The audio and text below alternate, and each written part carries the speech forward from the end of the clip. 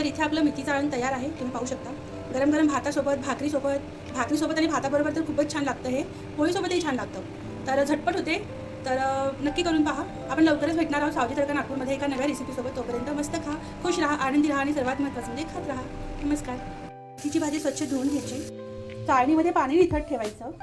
मेथीच्या भाजीला बारीक चिरून घ्यायचं. आता फोडणी करून घेऊया. तेल गरम झालेलं आहे. मोहरी तडतडली की जिरं फुललं की लसण घालायचा. लसण थोडा जास्तच घालायचा, कारण त्याच्या लसणाचा फ्लेवर खूप छान येतो मेथीच्या आळणाला. तर लसण आपल्याला सोनेरी कलर येईस तोवर आपल्याला तळून घ्यायचं आहे. लसण छान सोनेरी कलर आलेला आहे. आता मिरची घालूया. मिरचीचे तुकडे तुम्ही लहान कमी जास्त करू शकता. माझ्याकडे लहान मुलं खाणारं आहे, त्यामुळे मी ते काढता आले पाहिजे म्हणून मोठेच घातलेले आहे. मिरची छान परतून झालेली आहे. आता हिंग घालूया, हळद घालूया, मीठ घालूया आणि 1 सेकंद परतून घेऊया.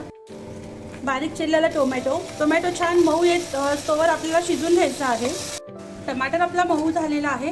आता बारीक चिरलेली मेथी घालायची आणि मिक्स करायचं. मेथी छान मसाल्यामध्ये मिक्स झालेली आहे. आता झाकून ठेवायचं. एका शेगडीवर आपली मेथीची भाजी शिजते. दुसऱ्या शेगडीला आपण थोडीशी कणिक थोड्याशा तेलात भाजून घेऊया. तर मी इथे चम्मचभर तेल घेतलेलं आहे आणि ही कणिक आपल्याला परतून घ्यायची आहे या तेलामध्ये सोनेरी कलर येतोवर. कणिक इथे भाजून झालेली आहे. ती थंड करूया. तर मी 2 ग्लास पाणी ॲड केलेलं आहे. आता आपल्याला झाकून ठेवून उकळी येऊ द्यावी लागेल. मेथीची भाजी उकळते हे तोपर्यंत आपण काय करायचं, या कणकेमध्ये थोडं पाणी मिक्स करून याचं घट्टसर मिश्रण तयार करायचं. पाहूया. तर मेथीची भाजी छान उकळलेली आहे, उकळी फुटली आहे त्याला.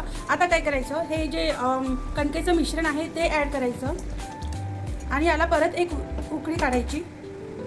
तर पाहूया आपली भाजी काय म्हणते. आळणाला मस्त उकळी फुटलेली आहे आणि सुगंधही खूप जबरदस्त येतो आहे. हे तुम्ही मेथीचं सूप म्हणूनही गरम गरम पिऊ शकता आणि गरम गरम भातासोबत, भाकरीसोबतही खाऊ शकता. तर या स्टेपला काय करायचं, कोथिंबीर घालायची आणि गॅस बंद करायचा आणि भाजी झाकून ठेवायची, जेणेकरून कोथिंबीरीचा सुगंध जाणार नाही. यात तुम्ही काळा मसाला किंवा गोडा मसालाही ॲड करू शकता, पण मी नाही करत, कारण कमीत कमी मसाल्याची भाजी करण्याचा मी प्रयत्न करते. तर त्याची काही गरज नाही आहे. असंही खूप छान लागतं, पण तुम्हाला आवडत असेल तर तुम्ही ॲड करू शकता. पूर्ण भाजी उकळल्यानंतर गोडा मसाला घालायचा.